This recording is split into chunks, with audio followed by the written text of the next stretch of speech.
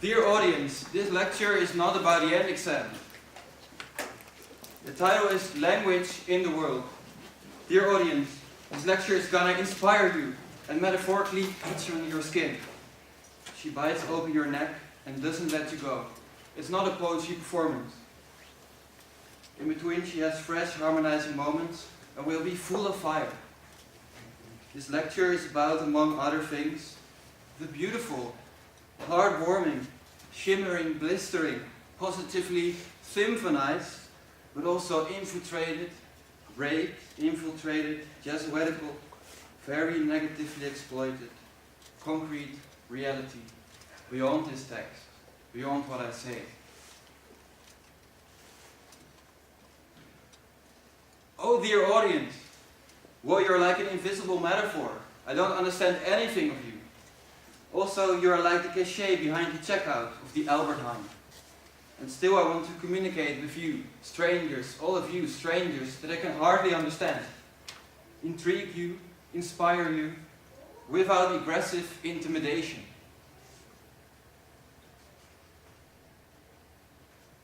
I'm not a scientist, not a joker, not a possessor of high philosophical knowledge, not a psychiatrist, not an understood language. I'm in the core an enthusiastic, passionate, reliable, moral art student, full of keen, tangy and fresh inspiration. And I don't try to lie the truth.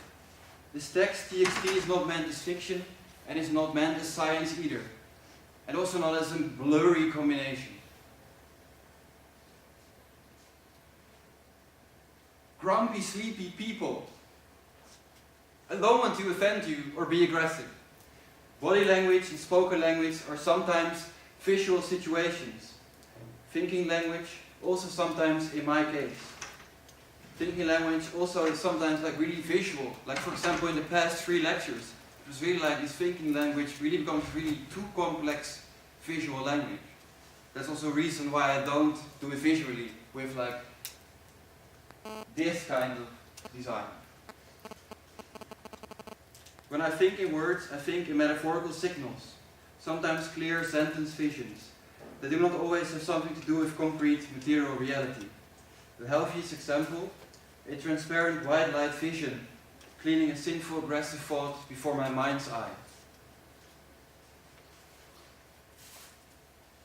When I speak, I send with the help of my mouth a sound signal into the world. I transform air into a stream of sound. That surprisingly enough, I believe it, surprisingly enough, can mean something for me and for conversation partners like you, like this conversation. Maybe even draws an image in the consciousness of some of you. What essential is the healthy speculation that thinking and spoken language work like a metaphorical magnet, including attraction and repulsion. It's a metaphorical magnet, it's not science. If I think about the word dog, I hear for example immediately the word cat. This is quite a dry association, which can also be very playful. If I think about a great mother cat with positively crazy, lively little kittens that bounce in a living room, could be any living room, could be here also. Communication with a fellow man or fellow woman in the concrete reality, maybe partly virtual, is a situation in which I can cause damage with the words I say.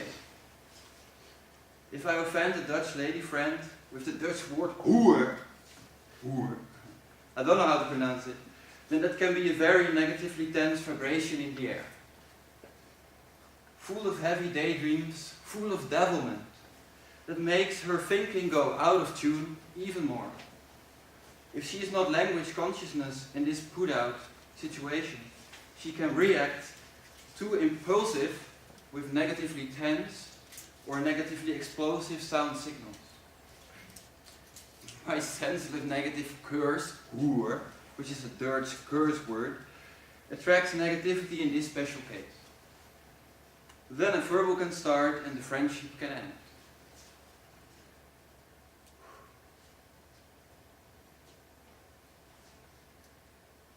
If I want to stop her expressing this negativity, I have to make clear to this lady friend that I use spoken language and body language, and that she has to make me calmly aware of what I did just after I used the word in a sinful way. She should be my righteous judge. I love these words. She should be my righteous judge, but that's not where a lecture is about, maybe. Look, the words that I speak have influence always, the audience. They have an effect and predestine partly my future, and the future of other people. For instance, the anonymous woman lady friend.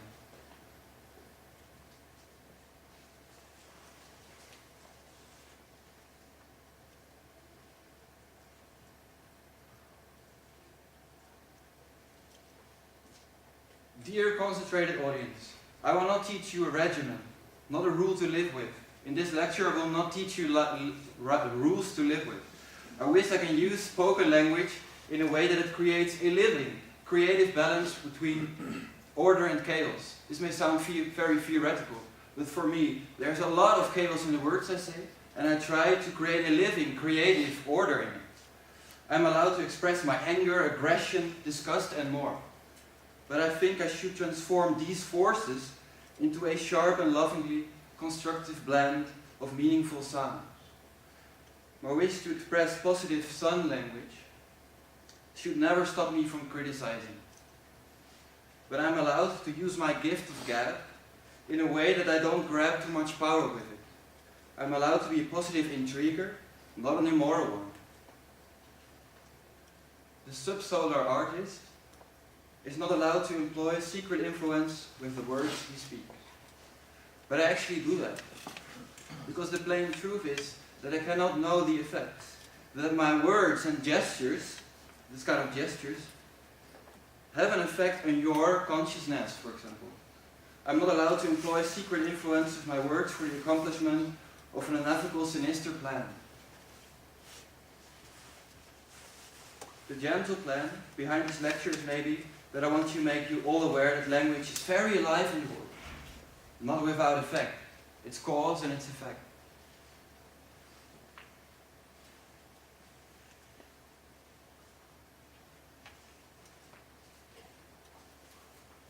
Now it's time for the grand restart of the grand lecture.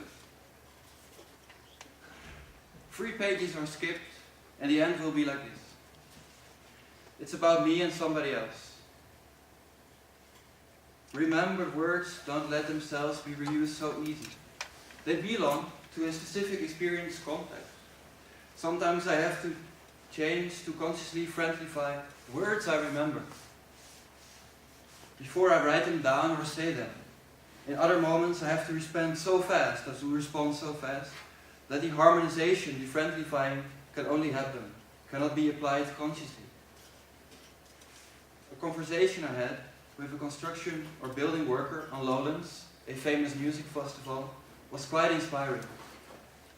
It is persona that I can call a worker, a word which is only a systemization of a free living being, unavoidable.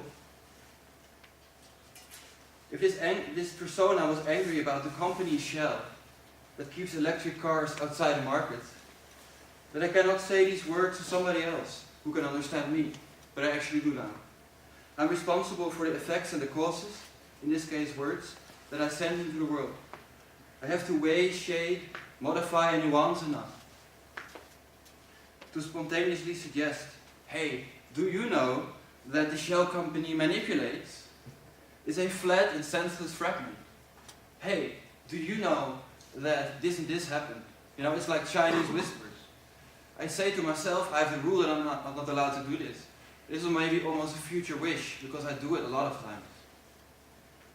I'm anyway more worried about the sometimes very angry state of mind of this frustrated Dutch worker, who is a great example of someone I only talked once with, which means I have no address, no name. Actually, I cannot trace the information he gave me, which I think is a grand problem.